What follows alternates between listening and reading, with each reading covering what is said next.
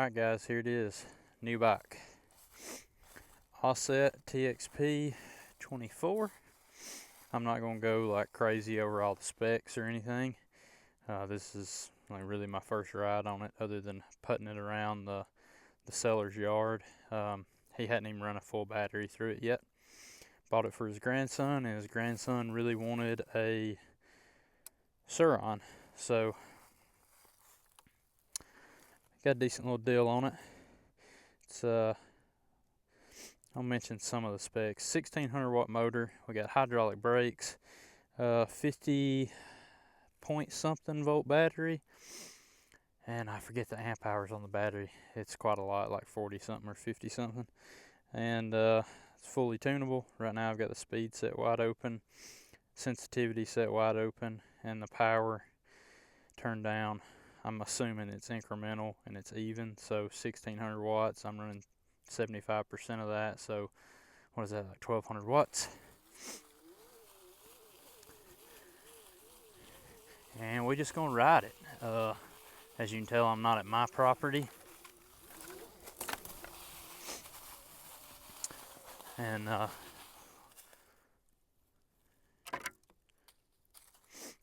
these are the trails I grew up riding as a kid, which there's not much left here to call a trail, maybe.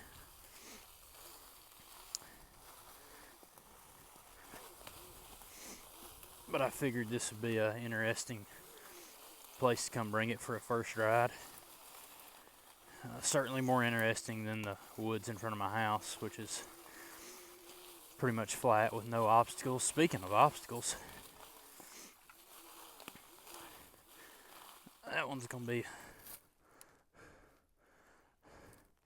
a little difficult to get around. Not so much on the way down, but on the way up.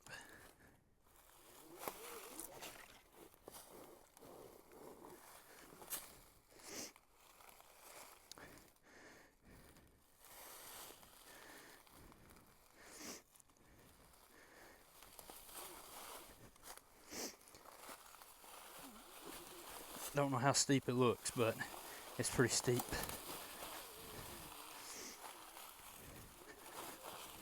Why'd I get this bike? Well, I thought it'd be, neat, interesting, fun, different, all those things. Also, man, all this stuff is screwed up. But also, it'd be a great play bike in the yard. And when my kids getting to an age where hopefully they might spend a little more time riding their dirt bikes and four-wheelers and stuff, I figured this would be a good bike to putt around behind them on, as well as a good bike for me to just putt around and play on. Man, I just said the same thing twice. Definitely takes some getting used to. And the brakes, not having we have no foot brake. Brakes are both up here, front on the right, rear on the left. So definitely takes some getting used to. Let's climb up out of here. There ain't nowhere to go down here. It's all way too growed up. And see if we can follow. There used to be a trail ran along this side right here. We'll see if it's open enough. I'll see if I can get over that log in some way, shape, form, or fashion. I know I can just push it because it doesn't weigh anything. So that's another thing. It weighs, with the seat kit on it, you can take the seat off and have more of like a trial seat where it dips down. But with the seat kit on it, weighs 109 pounds and has 430 foot-pounds of torque.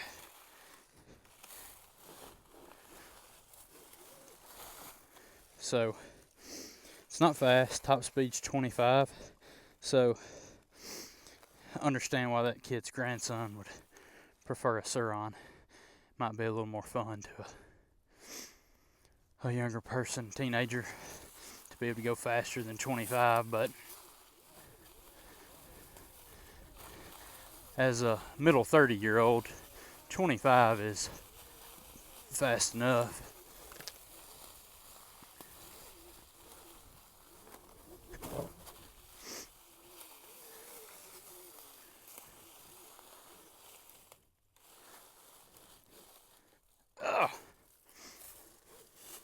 Trying to dodge some of these briars and such.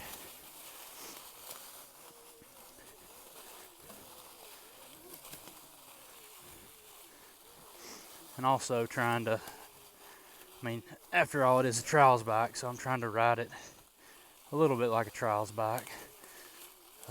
Stand up, not put my feet down unless absolutely necessary.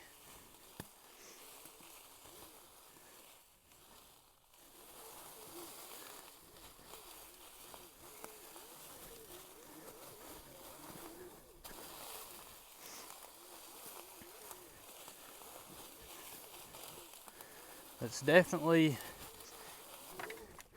an interesting riding experience. If you spend a lot of time riding solo, I can already see the benefit, because that log that I hopped going down that bluff, going down it and then back up it, like I can go down that bluff on, say, the XT250, no problem. But not with that log in the way, right? One thing about it being so lightweight, that's, I don't want to call it an issue, but it,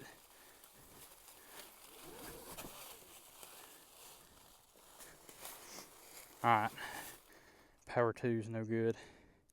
I couldn't spin the tire coming up the slope.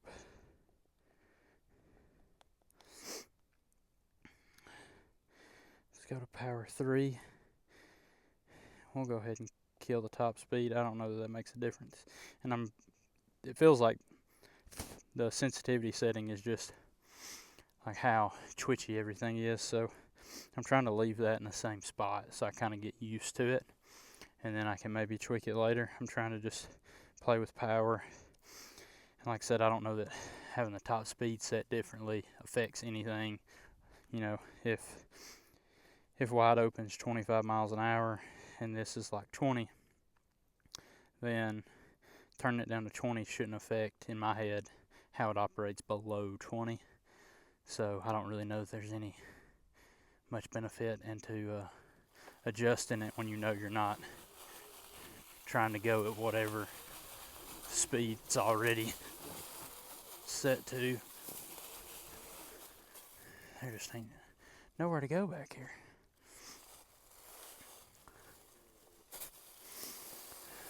But definitely for exploring around solo, the amount of confidence it gives you to test something out, because it weighs 100 pounds. I pick it up, like I don't even use I had hauled it in the truck to get here, and I didn't even bother to use my ramp. I decided I literally picked it up. So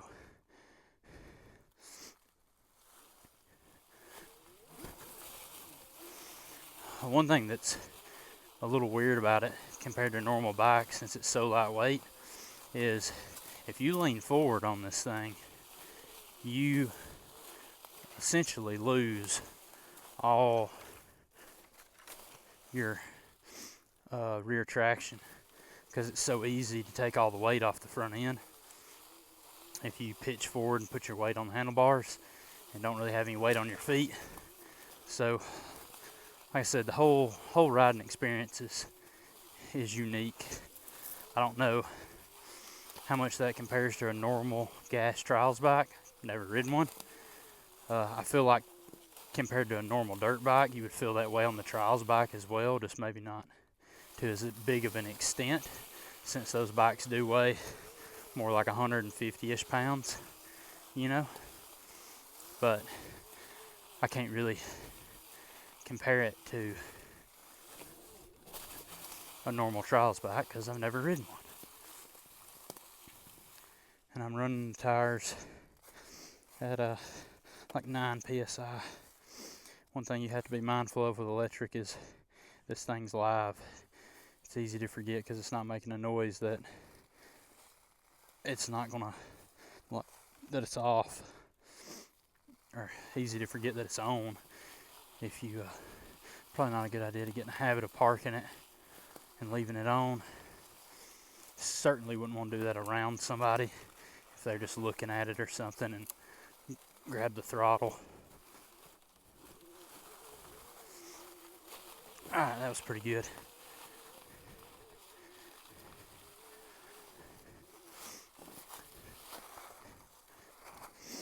One thing that is weird with these tires coming from a dirt bike background, and it's kind of the reason I have them set to like 9 psi, because Google says, you know, oh, you can run them like 4 psi. The guy that I got it from had them on 2, which was as low as my electronic air pump would register when he screwed it onto the valve. And but the sidewall flex feels like you're pushing in a really, really sharp turn. So that's kind of why I aired them up to 9. I probably don't get as good a traction, but I figured they would feel a little more like what I was used to, and then I could maybe lessen it over time as I get used to everything.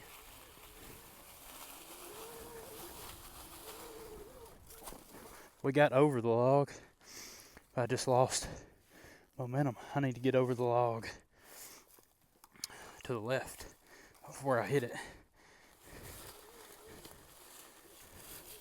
But that's the kind of stuff I would not be out here doing on an XT250 or any dirt bike, really. I mean, even if I had like a little XR100, you ain't getting up that like that. I mean, obviously a gas trials bike is probably going to be far superior, but you can definitely do it on this bike, because again, I'm running not full power, I'm not running full sensitivity.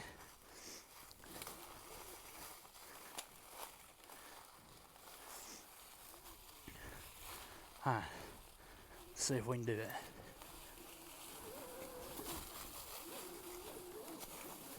There we go. I think that's about it for this video. Sorry it wasn't more impressive to you. I hope everyone's had a good Thanksgiving. I didn't make a Thanksgiving post this year ahead of time, so hope everybody's had a good Thanksgiving and good holidays. And to finish it off, let's put this thing in full power. I need to see if I can just completely disable everything there. Let's go with high sensitivity, full power everything, and I'll show you what it's got going out of this field. Full power is kind of ridiculous. I mean, it wants to get away from you, like if you're not watching it. You can be going, let's get to almost full, there's full speed. I'm gonna back off like half speed, and without like yanking up on the front end, it'll just power up. So even though it doesn't have a fast top speed, it's got plenty of punch. I mean, 430 foot-pounds of torque at the wheels. And that's what they claim. That's pretty it's pretty aggressive.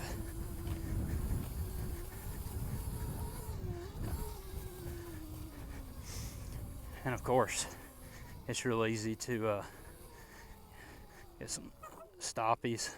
I ain't got much traction out here, and let's get away from these pine needles. But test the traction in this grass, which I know you can't see none of this on camera, just me rocking back and forth is all you get to see. But I feel like you could really just play around in the yard forever on this thing.